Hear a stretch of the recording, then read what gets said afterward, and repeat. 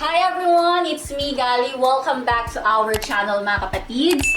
In today's video, I am going to share with you my before and after experience using the entire whitening repair line ng Luxe Organix. Plus, i-discuss ko po sa inyo ang details nitong newest 10% niacinamide serum ng Luxe Organix, the Whip Moisturizer, and ang kanilang AHA.BHA Miracle Solutions Pimple Corrector. So if this topic interests you, mga kapatids, please keep on watching. So I started using the entire whitening repair line last month, July 29 to be exact, mga kapatid. Ginagamit ko po itong mga products na to morning and evening, and during daytime, ang in-incorporate ko pong sunscreen ay ang kanilang very own broad spectrum daily aqua sunscreen na may SPF 50 PA+++. And every time na nagkakaroon po ako ng tigyawat, ang tinitest ko pong pang-treatment sa pimple ko ay ang kanilang AHA.BHA Miracle Solutions Pimple Corrector. So my skin condition way back July 29 ay hindi naman po masyadong problematic. I have 2 pimples, thank God, during that time. Isa dito sa noo, tapos isa dito sa chin ko. And then on my right and left cheek, meron po ako mga red and dark spots. And for your reference, mga kapatid, currently, I have a combination skin type. Oily po ang oily po ang T-zone ko. And then, the rest of my face ay tinutubuan po ng tigyawat every now and then, especially kapag nagkakaroon po ako ng period. Kung wala po akong suot na makeup, diretso na po ako sa pag-facial wash. Pero kung meron naman po akong suot na makeup, katulad ngayon, ang first ko talagang ginagawa sa routine ko, umaga man or gabi, nagtatanggal po ako ng makeup, nag-double cleanse po ako. So lately, ito po yung ginagamit ko na makeup remover. So this is the Luxe Organix Rose Melt Away Cleansing Balm. I super duper love this cleansing balm, mga kapatid. It's because ito yung klaseng makeup remover na nakakatanggal po talaga ng waterproof makeup. Sa mga nagpaplano na bumili ng product na to, meron po akong ginawang thorough review about this product. Ipa-flash ko po dito sa screen ang thumbnail ng sinasabi ko pong video. Kung wala naman po akong suot na makeup, diretso na po ako sa pag-facial wash. So for the second time around, I'm back again sa proven and tested ko ng facial wash. This is the Luxe Organix Whitening Repair Gentle Foam Cleanser. Nagawan ko na po ito ng review. So sa mga gusto pong manood ng in-depth review about this product, ilalagay ko po dito sa screen ang thumbnail ng product review about this cleanser. Pero to summarize, mga kapatid, para sa mga walang time dyan, gustong-gusto ko tong facial cleanser na to. I highly recommend this facial cleanser. It's because, based on my experience, ito po yung klaseng facial cleanser na I can use whether nag-treatment ako or hindi nag-treatment. As in, magagamit ko talaga to all year round. That is why I super duper love this cleanser, and napaka-gentle talaga ng facial cleanser na to. So after I wash my face, I apply this toner. So this is the Luxe Organix Whitening Repair Essence Toner. Pangatlong bote ko na to, mga kapatid. Itong dalawang to, I bought this using my own money. Tapos ito, PR po ito ng Luxe Organix sa akin. To be honest, mga kapatid, share ko lang, nung na-receive ko po itong PR nung July 24, yes, July 24.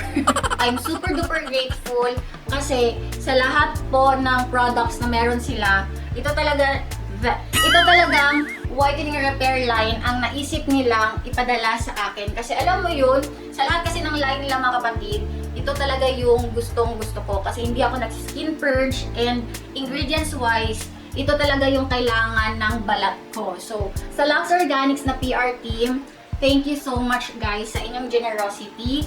Sa mga nanonood dito na nag-worry na baka maging bias po ang product review na to, don't worry, mga kapatid, kasi meron naman po tayong, ano bang tawag dito, videos kung saan napapakita ko talaga sa inyo ang before and after without ring light talaga, mga kapatid, and without makeup. And basta, mafe-feel nyo naman, mga kapatid, kung bias ba talaga ako or hindi. So, instinct na lang. Tapos ang instinct baliday, no?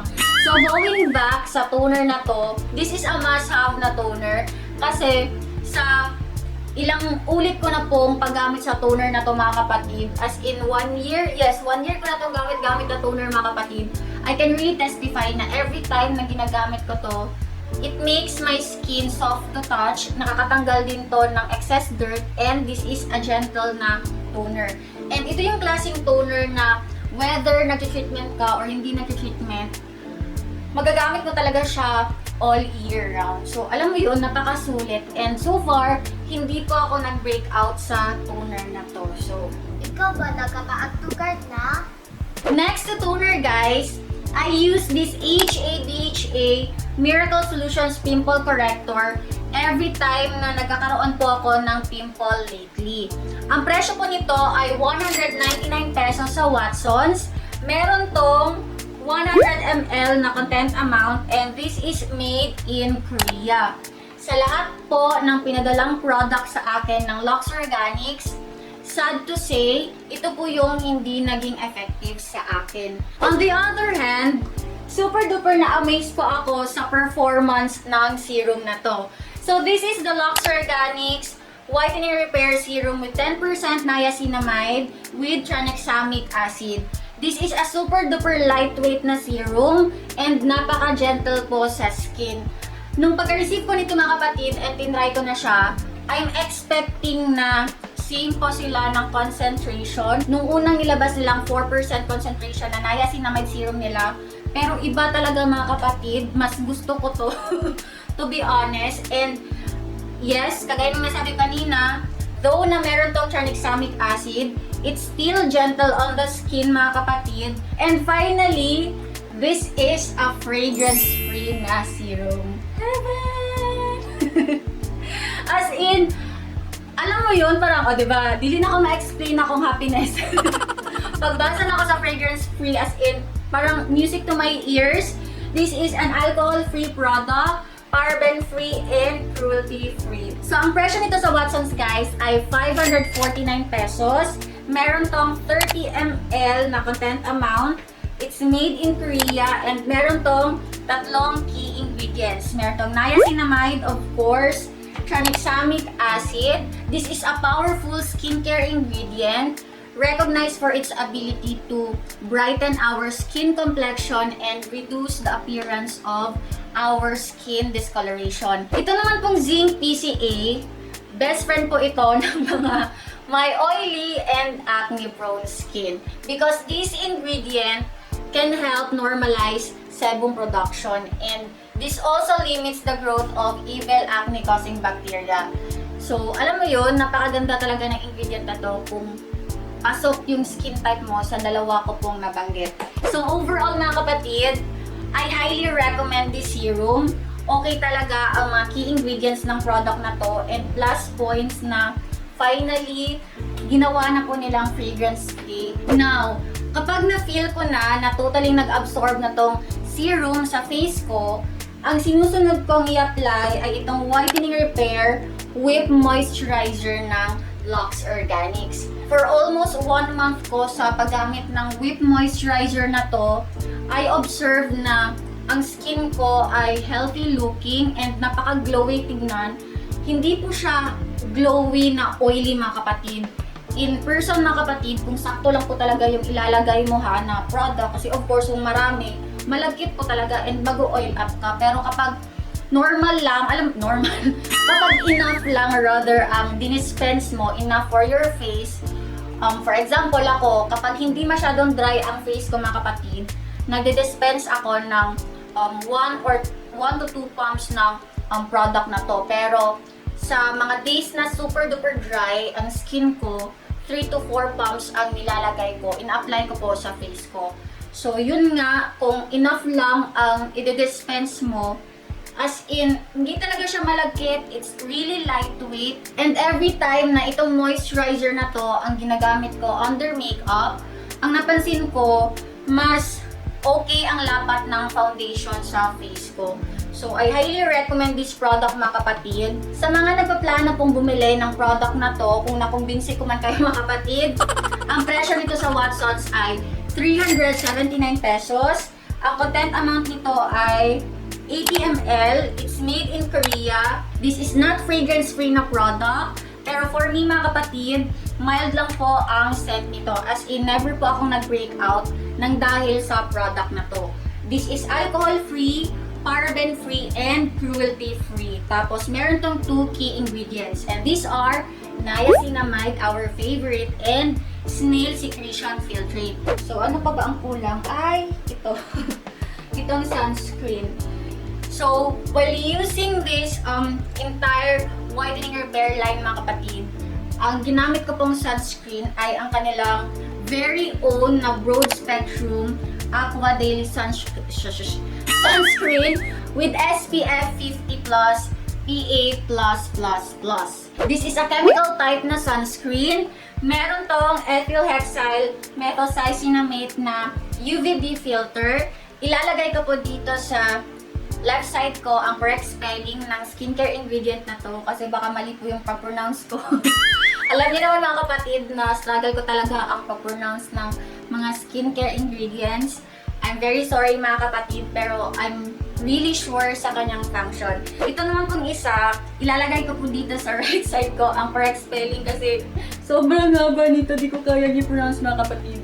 Pero based on my research, this is a new generation chemical sunscreen agent that gives UVA sun protection. Para sa akin mga kapatid, sa presyong 349 pesos, ang mga nilagay nila na sun protection agents ay decent naman. And then this formulation includes skin caring ingredients like aloe vera, Sandalia asiatica, and calendula extracts. Meron tong 50 ml na content amount. This is made in Taiwan.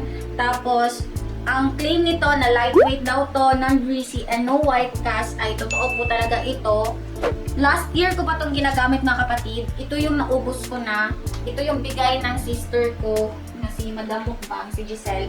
Tapos ito yung hindi ko pa nagagamit na pa-PR ng Luxe Organix. And this product is alcohol-free, paraben-free, cruelty-free, but not fragrance-free. Pero for me mga kapatid, mild lang naman ang scent nitong product na to. Pero of course, if you have sensitive skin, please consider this aspect mga kapatid. So I think na-cover ko na ang mga dapat nyong malaman about this product and about sa progress ng paggamit ko ng buong whitening repair line ng Luxe Organix.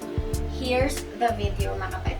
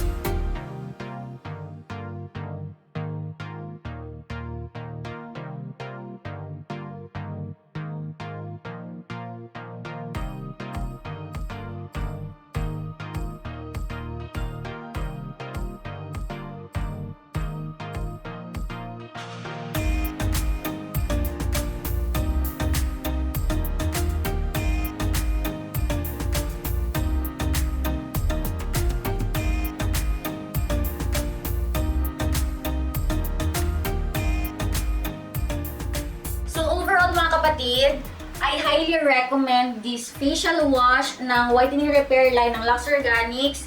Itong toner nila, pasensya na, nahirapan na akong hawakan sila. Itong toner, itong whip moisturizer, and ang kanilang 10% niacinamide na serum. And sa lahat ng mga products na na-mention ko kanina, sad to say, ito lang po ang hindi nag-work sa akin. Itong AHA.BHA Miracle Solutions Pimple Corrector. So I hope mga kapatid, this product review will help your purchase decision. Kung bibili ba kayo ng mga products na nabanggit ko kanina, and kung nagustuhan niyo po itong video na to, please give this a thumbs up, comment your thoughts, and kung hindi ka pa nakapag-subscribe, mag-subscribe ka na. You can also follow me on my social media accounts, Facebook page and Instagram, all at Galy Gascon. And as always mga kapatid, thank you for watching this and I'll see you on my next video. Bye!